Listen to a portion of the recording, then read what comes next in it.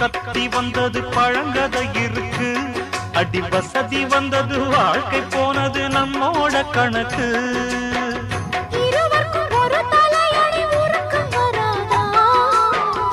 இருக்கட்டும் இவனுக்கும் வந்த நினைப்பு வராதா?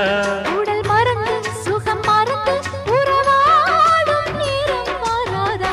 ரெக்க கட்டி பறக்கு தட்டி அண்ணாமல்ல சைக்கிள் ஆசைப்பட்டு ஏறிக்கிட்டேன் ஐயாவோட பைக்கில்.